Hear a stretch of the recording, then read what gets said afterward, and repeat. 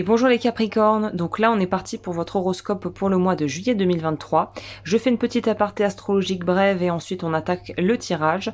Mais en fait je voulais vous expliquer la saison du Cancer qui donc est durant le mois de juillet. Qu'est-ce que ça va en fait apporter pour vous, en tout cas qu'est-ce que ça va aller activer chez vous par rapport à votre signe solaire en Capricorne. Donc là faut savoir que la maison le Cancer régit la maison 4 en astrologie qui est celle de la maison des racines, de la sécurité émotionnelle, des fondations et aussi de notre façon de relationner avec nos proches et avec notre cercle intime, notre cercle intime et familial en fait.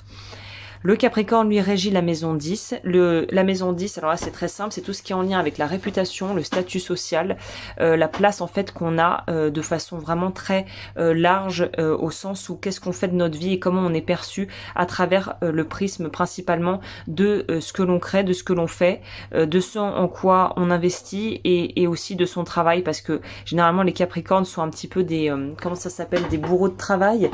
Enfin c'est généralement des personnes qui ont une capacité, c'est mon fauteuil au cas où vous vous demanderiez ce que c'est.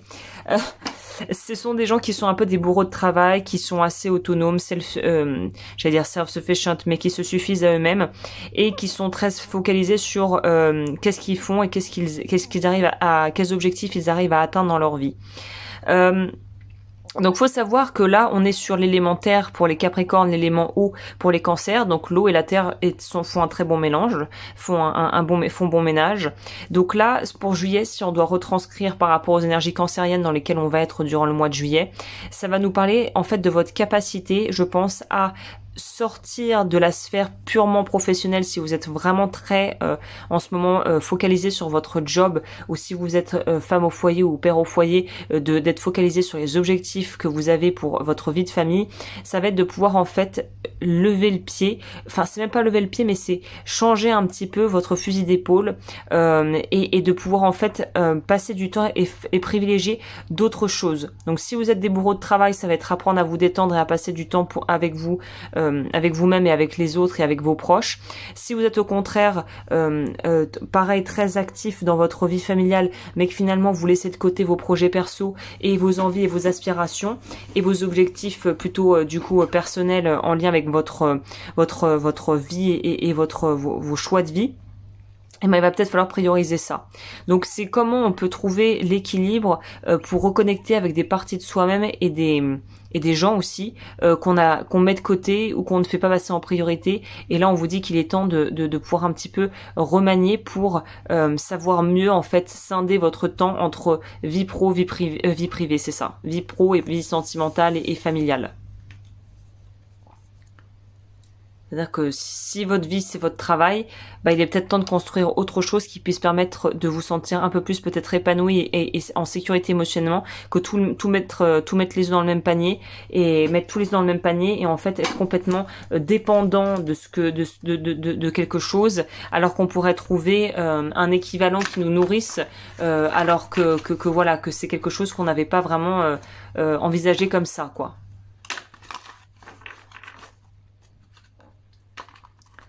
Alors pour vous, au niveau des archétypes, on est sur quoi?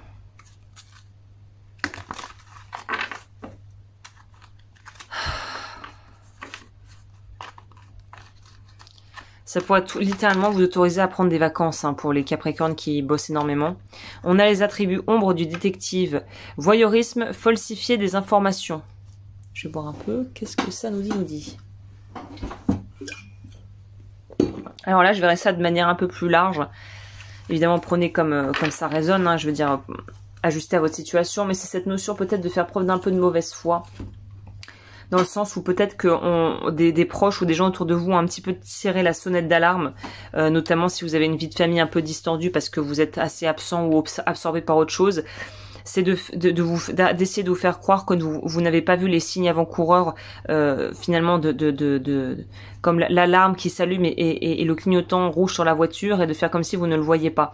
Donc là on vous dit vraiment de ne pas négliger certains aspects et surtout au niveau relationnel, communication, de bien communiquer pour être sûr d'être sur la même longueur d'onde avec vos proches et vos collaborateurs de travail ou vos employés ou votre patron pour être sûr qu'il n'y ait pas de quiproquo quoi en fait.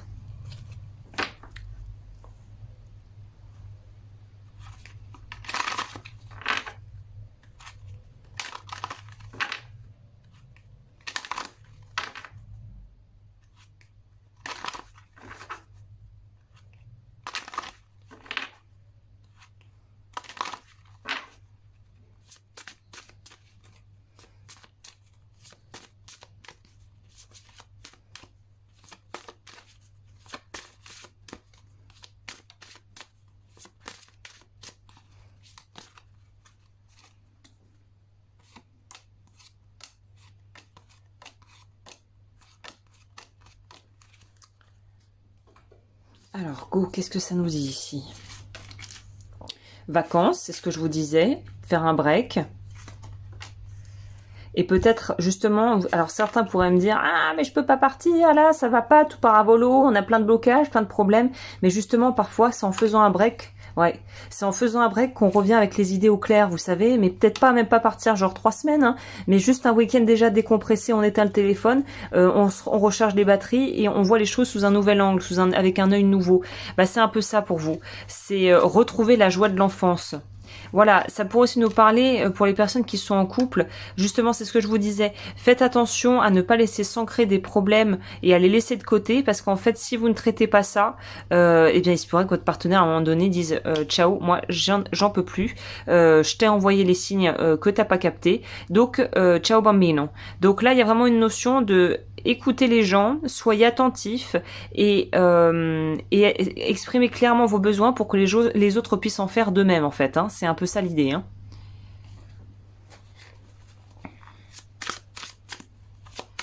Le message ici, qu'est-ce que c'est? Évidemment, il faut qu'elle tombe, sinon c'est pas drôle. Ah, bah on a le sanglier. Une petite bête à cornes. Bon, c'est pas le capricorne, mais... Je mets le ventilateur aussi, si... Il commence à faire un peu caldo, là. Alors, sanglier, je m'engage avec détermination et courage vers mon objectif. Je vais prendre le livret. Donc, vous allez être assez borné vers un truc que vous voulez vraiment plus que tout. Alors, j'ai envie de vous dire, encore une fois, c'est en fonction du contexte. Hein.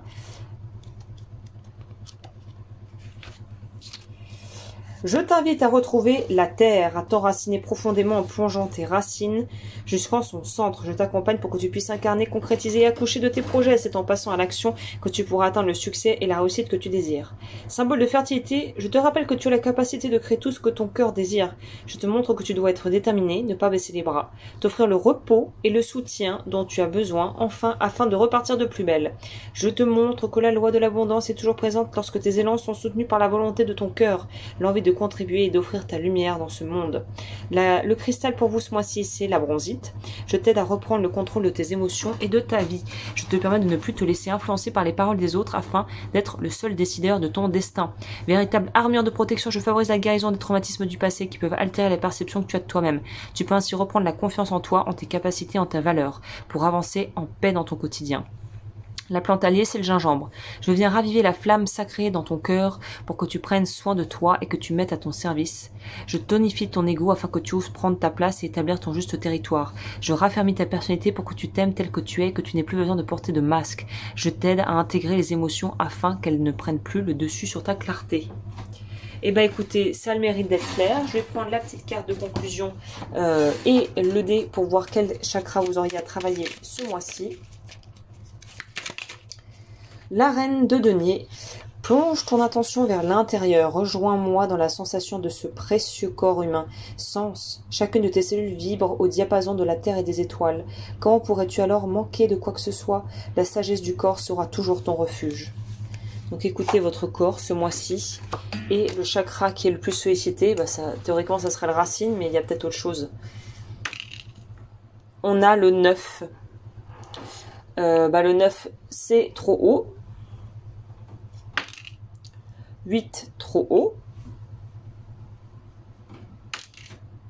11, ça fait 1 et 2. Ça fait chakra sacré, vœu de chasteté à révoquer, libération de la blessure, d'abandon.